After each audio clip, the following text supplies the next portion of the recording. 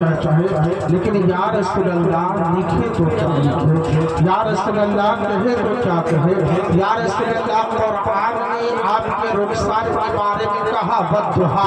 یا رسول اللہ یہ غلام احمد رضا آپ کی بارگاہ میں کچھ عریضائیں پیش کرنا چاہتے ہیں، لیکن یا رسول اللہ قرآن نے آپ کے زلف معمر کے بارے میں کہا واللیل اذا سجا۔ یا رسول اللہ یہ غلام احمد رضا آپ کا غلام احمد رضا کی بارگاہ میں خراج عقیدت پیش کرنا چاہتے ہیں، لیکن یا رسول اللہ قرآن نے آپ کے سینے مبارک کے بارے میں کہا علم نشرح لک صدرک۔ یا رسول اللہ یہ غلام احمد رضا آپ کی بارگاہ میں عریضائیں پیش کرنا چاہتے ہیں، میرے امام ارشاد فرماتے یا رسول اللہ یہ غلام احمد رضا کچھ کہنا چاہتا ہے، لیکن یا رسول اللہ لکھے تو کیا لکھے۔ یا رسول اللہ قرآن نے آپ کے ہاتھ کے بارے میں کہا جب کوئی فوق یا رسول اللہ یہ غلام احمد رضا آپ کی بارگاہ میں کچھ لکھنا چاہتا ہے، لیکن قرآن نے آپ کے آنکھ کے بارے میں کہا ما زاغ البصر۔ یا رسول اللہ یہ غلام احمد رضا کچھ لکھنا چاہتا ہے، لیکن یا رسول اللہ لکھے تو کیا لکھے۔ قرآن نے آپ کے رفتار کے بارے میں کہا سبحان الذی اسری بعبدہ۔ یا رسول اللہ یہ غلام احمد رضا لکھے تو کیا لکھے۔ میرے امام نے قلم اٹھایا اور پڑھنے کے بعد لکھ ڈالا سالار کہوں کے مالک مولا کہوں تجھے باغ خلیل کا گلے زیبا کہوں تجھے اور تیرے غائب رستے پناہی سے ہے بھائی ہے راہل شاہ میں کیا کیا کہوں تجھے۔ یہ رضان ختم سفر اس میں کر دیا خالق بندہ خلق کا آقا، خالق کا بندہ خلق کا آقا کہوں تجھے۔ حضرت میرے امام اعلیٰ حضرت علی رحمت الاسباد ارشاد فرماتے ہیں حبیبی یا رسول اللہ ناریوں کا دور تھا دل جل رہا تھا نور کا۔ یا رسول اللہ ناریوں کا دور تھا دل جل رہا تھا نور کا، تم کو دیکھا ہو گیا ٹھنڈا کلیجہ نور کا، تم کو دیکھا ہو گیا ٹھنڈا کلیجہ نور کا۔ حضرات محترم شادی خانہ آبادی کے سلسلے سے محفل پاک منعقد کی گئی ہے۔ میں نے آیت مبارکہ پڑھا اللہ تبارک و تعالی قرآن مجید والفرقان الحمید میں ارشاد فرماتا ہے فانکحوا ما طاب لکم من النساء مثنی وثلاث ورباع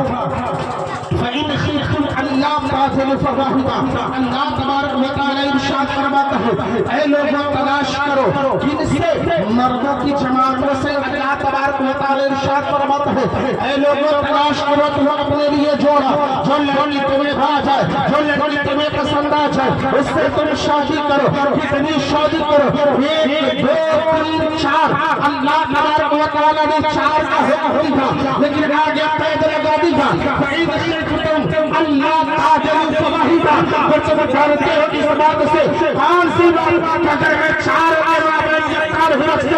اگر میں 3 شادی کرتا ہوں تینوں کو ایک نظر سے نہیں دیکھ سکتا، اگر میں 2 شادی کرتا ہوں دونوں کا اپنا قرار نہیں کر سکتا، دونوں کا اپنا ذات کا پورا نہیں کر سکتا، تو اللہ تبارک و تعالی نے ارشاد فرمایا اب تمہیں 4 کرنے کی ضرورت نہیں ہے، اب تمہیں 3 کرنے کی ضرورت نہیں ہے، اب تمہیں 2 کرنے کی ضرورت نہیں ہے۔ رب نے ارشاد فرما دیا فواحدہ، تو تمہارے لیے بہتر یہ ہے کہ تم ایک شادی کرو، ایک کی پرورش ہو جائے تو وہی تمہارے لیے بہتر اور سجن۔ ایک ہی کرو، ایک کی پرورش ہو جائے تو ایک ہی کرو۔ 4 3 2 کرنے کی ضرورت نہیں ہے، ایک ہی کرو۔ آؤ حدیث مصطفیٰ دیکھو، میرے آقا کریم صلی اللہ علیہ وسلم نے ارشاد فرمایا اللہ تبارک و تعالی ارشاد فرماتا ہے جس کے پاس استطاعت طاقت قوت ہے وہ شادی کرے۔ کتنی شادی؟ 4 کی تو 4 کرے، 3 کی تو 3، 2 کی تو 2۔ اگر اس کی استطاعت ایک کی استطاعت ہو تو ایک ہی بیوی رکھے۔ میرے آقا کریم صلی اللہ علیہ وسلم ارشاد فرماتے ہیں حضرت ابو ہریرہ سے روایت ہے، حضرت ابو ہریرہ رضی اللہ عنہ ارشاد فرماتے ہیں کہ میرے آقا کریم صلی اللہ علیہ وسلم نے ارشاد فرمایا تو ان کی علماء المرأة لأربعين لمالها ولحسبها ولجمالها ولدينها فاظفر بذات الدين يا معشر الشباب من استطاع منكم البعث فليتجبس فإنه أغز للبشر وأحسن للفضل ومن لم يستطع منكم فعليه بالصوم. آقا کریم صلی اللہ تعالیٰ علیہ وسلم کے دیوانوں میرے آقا نے ارشاد فرمایا تھا کہ جس کے پاس اس کی بھی استطاعت رہو، جس کے پاس اس کی بھی قوت رہو، جس کے پاس اس کی بھی طاقت رہو کہ اپنے بیوی کے اخراجات کو پورا کر سکے، اپنے بیوی کی ضروریات کو پورا کر سکے، اپنے بیوی کو خوش رکھ سکے، اپنے بیوی کی زندگی کو بشر کروا سکے، تو میرے آقا کریم صلی اللہ تعالیٰ علیہ وسلم نے ایسے لوگوں کو آسان سا راستہ بتلا دیا. صحابی رسول پوچھتے یا رسول اللہ وہ انسان کرے تو کیا کرے؟ میرے آقا ارشاد فرماتے ہیں کہ جس کے پاس استطاعت طاقت قوت نہ ہو کہ اپنے بیوی کے اخراجات کو پورا کر سکے تو میرے نبی نے ارشاد فرمایا کہ وہ شادی نہ کرے بلکہ وہ روزہ رکھ لے، اس لیے کہ روزہ جو شرمگاہ شکل ہے تم روزہ رکھ لو گے تمہاری نگاہوں کی حفاظت ہو جائے گی، تم روزہ رکھ لو گے تمہارے شرمگاہ کی حفاظت ہو جائے گی، تم روزہ رکھ لو گے تمہارے قدم گناہ سے بچتے ہوئے نظر آئیں گے، تم روزہ رکھ لو گے تمہارے قدم ثابت ہوتے ہوئے. نبی نے ارشاد فرمایا کس کے لیے؟ جس کے پاس استطاعت نہ ہو، جس کے پاس طاقت نہ ہو، جس کے پاس قوت نہ ہو کہ اپنے بیوی کے اخراجات کو پورا کر سکے. اور میرے امام حسین کی بارگاہ میں چلتے ہیں. یہ ماہ محرم الحرام کا مہینہ ہے نا، کربلا ہر ایک انسان کو پڑھنی چاہیے. آج ہم صرف محرم الحرام میں کربلا پڑھتے ہیں، کربلا کو آج محرم الحرام میں کرتے ہیں. نہیں میرے ملت کے جو مسلمان ہر ایک کو کربلا پڑھنی چاہیے. کیوں کربلا پڑھنی چاہیے؟ اور امام حسین کی زندگی کو آپ دیکھیں گے، کربلا پڑھیں گے تو آپ کو امام حسین کی زندگی کے بارے میں معلوم ہوگا کہ شادی ہمیں کیسے کرنی ہے. کربلا اگر باپ پڑھے گا تو باپ کو زندگی گزارنے کا طریقہ معلوم ہو جائے گا. کربلا ماں کو بھی پڑھنی چاہیے، اس لیے کہ کربلا ماں پڑھے گی تو بچوں کی تربیت کیسے کی جاتی ہے وہ آپ کو معلوم ہو جائے گا. کربلا ہر ایک انسان کو پڑھنی چاہیے، کربلا نوجوانوں کو بھی پڑھنی چاہیے، کربلا بوڑھوں کو بھی پڑھنی چاہیے، کربلا عالم کو بھی پڑھنی چاہیے، کربلا پیر کو بھی پڑھنی چاہیے، کربلا شاعر کو بھی پڑھنی چاہیے، کربلا خطیب کو بھی پڑھنی چاہیے، کربلا ادیب کو بھی پڑھنی چاہیے، کربلا طبیب کو بھی پڑھنی چاہیے، کربلا باپ کو بھی پڑھنی چاہیے، کربلا بیٹا کو بھی پڑھنی چاہیے، کربلا ہر ایک انسان کو پڑھنی چاہیے. اب آپ آئے ہیں پیارے رضا سراجی بھائی، کربلا پڑھے گا تو کیا فائدہ ملے گا؟ ماں کربلا پڑھے گی تو کیا فائدہ ملے گا؟ بھائی کربلا پڑھے گی تو کیا فائدہ ملے گا؟ ایمان کربلا پڑھے گا تو کیا فائدہ ملے گا؟ پیر کربلا پڑھے گا تو کیا فائدہ ملے گا؟ تو سوال کرنے والے سنو اگر پیر کربلا پڑھے گا تو اپنے مسند کو چھوڑ کر اسلام کی آبیاری کے لیے نکل پڑے گا، اسلام کو بچانے کے لیے نکل پڑے گا. اگر ایمان کربلا پڑھے گا تو امامت کو چھوڑ کر، کربلا کے امامت کو چھوڑ کر اسلام کو بچانے کے لیے نکل پڑے گا. اگر باپ کربلا پڑھے گا تو باپ کے اندر امام حسین جیسے جذبہ پیدا ہو جائے گا. اگر بھائی کربلا پڑھے گا تو عباس علم بردار جیسے محبت پیدا ہو جائے گی.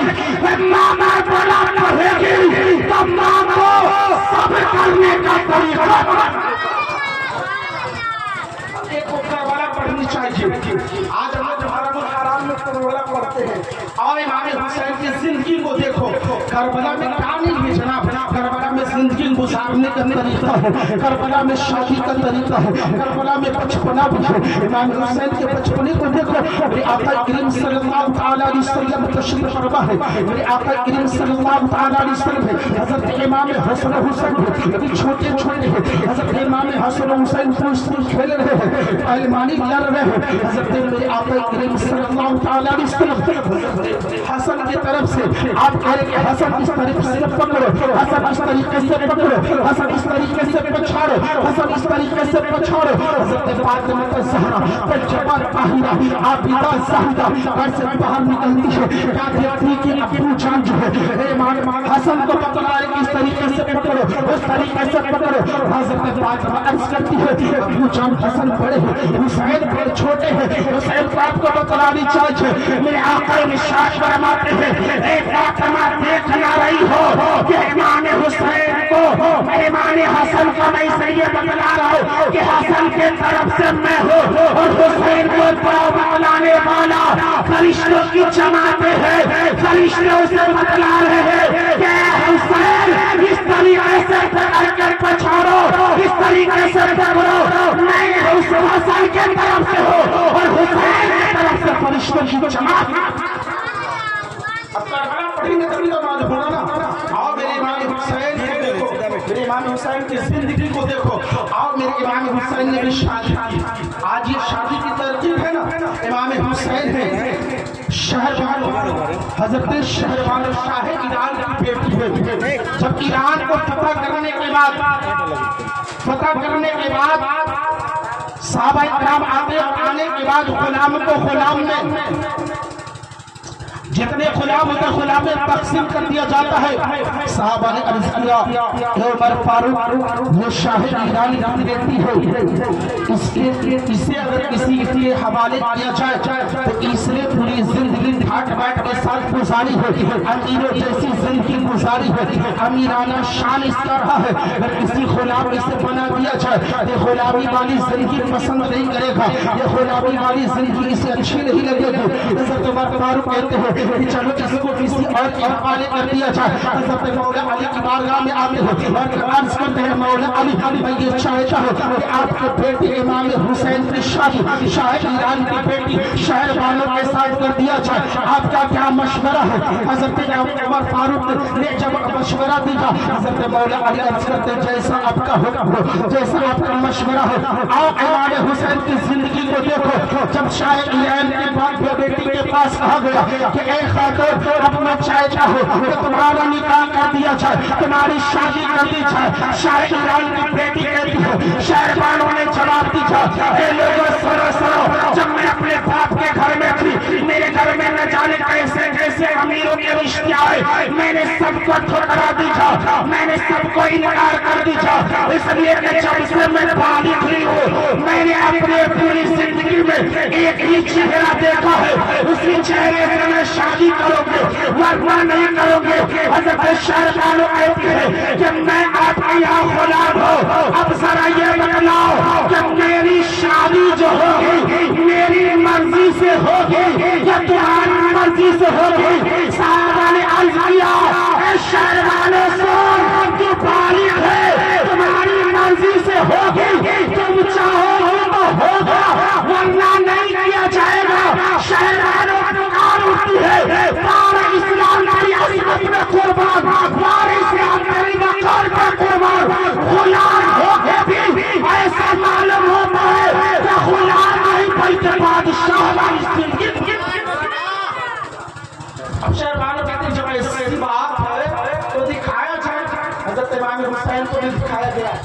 اب دونوں کو آمنے سامنے کرنے کے بعد شہربانو طرف جاتی کہتی کہ یہ لوگوں یاد رکھ لو جب سے میں بالغ ہوں جس کا چہرہ میرے نگاہوں کے سامنے میں گزرا ہے وہ کوئی اور نہیں بلکہ یہی نوجوان ہے جس کو میں نے اپنے خواب میں دیکھا ہے، جس کے لیے میں نے تمام رشتوں کو ٹکرا دیا ہے، جس کے خاطر میں نے بڑے بڑے امیر کے رشتوں کو ٹکرا دیا ہے، وہ کوئی اور نہیں بلکہ امام حسین ہے جس کا خواب میں ہمیشہ دیکھا۔ اب کربلا پڑھیں گے تبھی تو معلوم ہوگا نا اسلام آبیاری کیا ہے، اسلام کا وقار کیا ہے، سمجھ میں آئے گا کربلا ہے کیا۔ آج ہم لوگ خودنے کے لیے کربلا پڑھتے ہیں۔ آؤ میرے ملت کے غیر مسلم حدیث پاک میں اس کا مفہوم بیان کروں، اس کے بعد گفتگو ختم ہو جائے گی۔ سیکھ علماء کرام شریف لاؤں میں نے حدیث پاک پڑھا تلکہم اپنے عربیت لمالها ولحسنها ولجمالها ولدین مسعود ذات الدین نار تکبیر نار رسالت علماء اہل سنت نعرہ تکبیر نعرہ رسالت یہ دیکھیے مفتی صاحب تشریف لا چکے ہیں امام کی خطابات کو سماعت کرنی ہے آپ چند جملے میں آپ کو سمجھانا چاہتا ہوں تلك المرأة العربين بمالها ولحسبها ولجمالها ولدينها فاصبر بذات الدين میرے آقا کریم صلی اللہ تعالی علیہ وسلم ارشاد فرماتے ہیں کہ جب رشتہ دیکھنے کے لیے جاؤ نا تو چار چیزیں دیکھو ولمالها اس کی مالی پوزیشن کو دیکھو ولحسبها اس کے خاندان کو دیکھو نبی نے ارشاد فرمایا ولحسنها اس کی خوبصورتی کو دیکھو نبی نے آخر میں ارشاد فرمایا ولدینها فاصبر بذات الدین دینداری کو سب سے زیادہ پاپولر دینداری کو سب سے زیادہ ترجیح دو اس لیے کہ دیندار خاتون جو آئے گی نا دیندار قریض کو تم اپنی دلہن بنا کے لاؤ گے نا دیندار بہو آئے گی نا دیندار کو تم لاتے ہو لانے کے بعد وہ تمہارے گھر میں آئے گی تم دنیا سے فوت ہو جاؤ گے تم دنیا سے چلے جاؤ گے خدا نہ کرے کہ تمہارے قبر پہ آزاد ہو رہی ہوگی دیندار خاتون کو تم لاتے ہو یہ دنیا میں بیٹھ کر قرآن کی تلاوت کرتے گی یہ دنیا میں بیٹھ کر نمازیں پڑھے گی دنیا میں بیٹھ کر ذکر اشعار کرے گی اور رب کی بارگاہ میں ہاتھ اٹھا کے دعا کرتے گی اے رب کعبہ میرے سسرال والے جو جا چکے ہیں اے رب کعبہ میرے سسر جو جا چکے ہیں اے رب کعبہ میں نے جو قرآن پڑھا ہے رب کعبہ میں نے جو نمازیں پڑھی ہے رب کعبہ اس کے صدقہ میں میرے سسر کی مغفرت کر دے گا یہ دنیا میں بیٹھ کر دعا کرے گی اللہ تمہارے ساتھ میں ہمیشہ ہم دیدار تلاش کریں کبھی تو دیدار تلاش کرتے جناب ہم دنیا دار تلاش کرتے ہیں آؤ اکرم صلی اللہ علیہ وسلم ارشاد فرمایا ولمالها ولحسنها ولجمالها ایک بات میں بتا دوں ولحسنها خاندانی کو دیکھو میرے نبی نے ارشاد فرمایا خاندان کو دیکھو کیوں ارشاد فرمایا خاندان دیکھنے کے لیے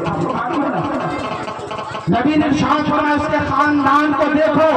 اس کے خاندان کیسے ہے اس کے خاندان میں کوئی ناچنے والا تو نہیں ہے اس کے خاندان میں کوئی رقاصہ تو نہیں ہے اس کے خاندان میں کوئی کبیچہ تو نہیں ہے اس کے خاندان میں کوئی شرابی تو نہیں ہے اب آپ کریم صلی اللہ علیہ وسلم نے کیوں ارشاد فرمایا خاندان کو دیکھنے کے لیے اس لیے ارشاد فرمایا ہے میرے ملت کے کجور مسلمانوں کہ جب تمہارے گھر بچہ پیدا ہو گیا بیٹا پیدا ہو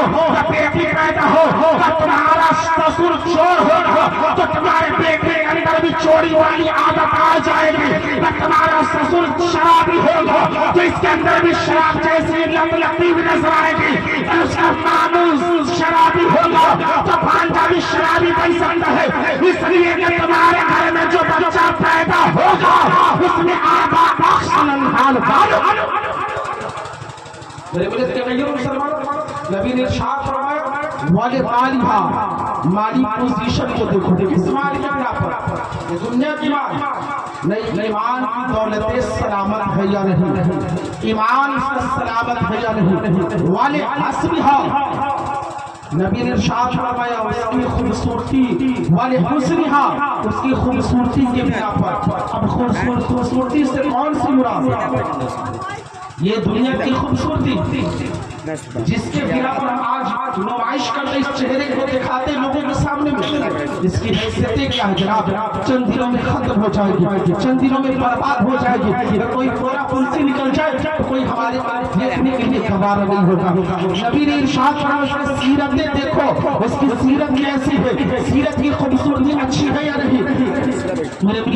مسلمان ہم ان چیزوں کو زیادہ ترجیح دیں نبی نے ارشاد فرمایا ولدینها فاصبر بذات الدین دینداری کو سب سے زیادہ فوقیت دو اگر دیندار خاتون لاتے ہو تو تمہاری آنے والے نسل سدھرتے ہوئے نظر آئے گی ہیلو موقع ملا تو گفتگو ہونے کے ساتھ میں گفتگو ختم کرتا ہوں واخر دعوانا الحمدللہ سبھی آدمی انتر لا الہ الا اللہ رسول اللہ صلی اللہ علیہ وسلم رب کعبہ کی بارگاہ میں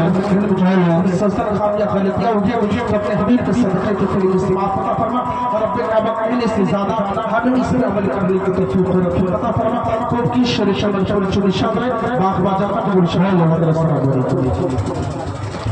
ہیلو بہت سندر ہے ماشاءاللہ ماشاءاللہ